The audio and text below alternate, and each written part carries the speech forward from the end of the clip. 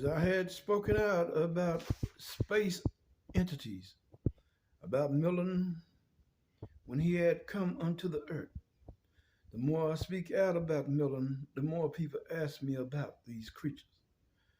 Milton is a bloodsucker,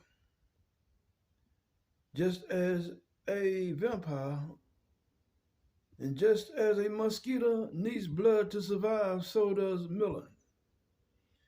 The huge white emperors that are shiny white like snow, has huge glowing black eyes. They are sending back and forth to the earth the huge gray ones, which are braves. They are flying in the light ships, which are Rampo light ships. Those crafts come back and forth. And every now and then, when there's a new emperor, they will come down and they will harvest cattle, blood, or anything soft tissue from the cows that they may, and other animals that they may devour. You see, he has a way of duplicating blood and prolonging it for a long period of time. But see, Milton feed on whatever he can to survive. They have no love for humanity, which is why the brother Jardel, whom you see in those black triangular shaped crafts, roam about, attempting to find wherever Milton hides, because he knows that Milton has authority to wipe humanity out of existence. But Brother Jardel is too powerful for him to do so. You see, God created other entities beside humanity. There are two brothers in time and space. Rather say not two, but three brothers. Three brother nations roaming about the highways of heaven. They are Kia, Jardel, and the remnant of Alpharia. They are those that keeps the house clean. Just as a man would have maids in his home to clean it, they are like servants on the highways of heaven. When you see things flying down to earth, when the government has claimed that they've captured creatures unknown, non-human origin, they have stumbled across those fleeing Milton. You see, man continue to say every scientist that looks up and claim that he see dwarf planets do not know that these dwarf planets, so-called dwarf planets, are nothing but planet ships. Most of them are created only that Miltonite braves hide their slave colonies within inside. And they roam back and forth through time and space. They harvest fuel from suns, what we call suns, the huge planets of light. They are able to use gigantic plasma tubes. There are plasma tubes that they use to suck up plasma from the sun. I'm telling you this because I know these things. I'm not as a normal man.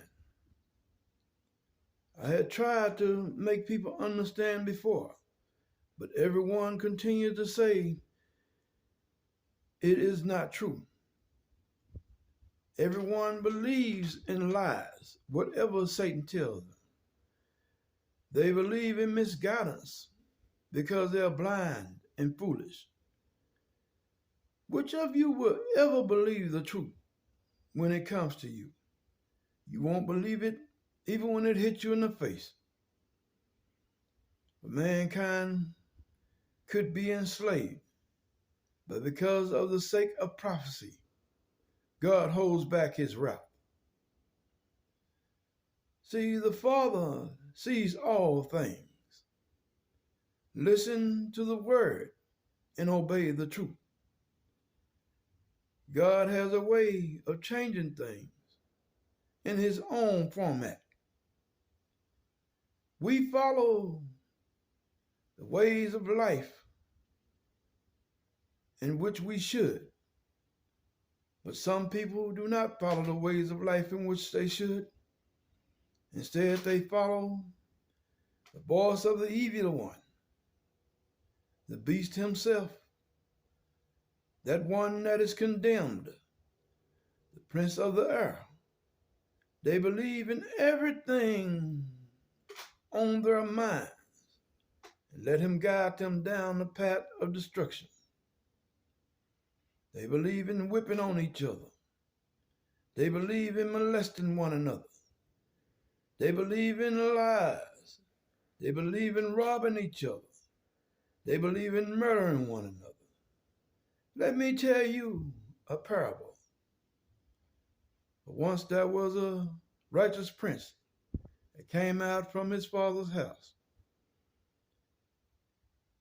And he saw many of men, many of lost people about. They came up to him,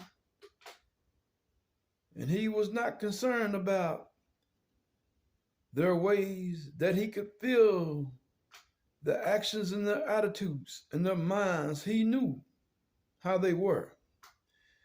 Among them was murderers, rapists, robbers, and all sorts of vile people. And the prince said, listen, in my father's house, there's love, there's food, there's kindness. My father will take care of you. Come and go with me. Follow me and I will take you to my father's house. You will enjoy yourself with comfort and warmth because the world is cold. And all those that saw him was admired, and they said, we can go to his father's house with him. But we will do as we please once we get there. We will rob him. We will murder in his house. We will rape and we will torture. We will abuse and we will do whatever we please in his father's house. So they believed that they could do this. But they did not know that once they got to the door of his father's house, that there was a spiritual wall, that once they have entered, it cleansed their bodies and their minds and wiped away all sin and all evil. So when they got into the Father's house, they could not think of doing any wrong. They could not think of murdering. They could not think of robbing, nor could they think of raping. They could not think of any evil act to do because the Father's house was too clean. The Father's house is too pure in righteousness. All they could do was celebrate in righteousness and serve the Lord thy God. They did not know that once they enter the house of God, it is pure, and no evil can enter it. Therefore, The evil was knocked off of them, and they were made clean before they entered the house. But see, the Son knew this, which is why he invited them. And such a way is the house of truth. It must be cleansed and purified, and all evil will be cast away.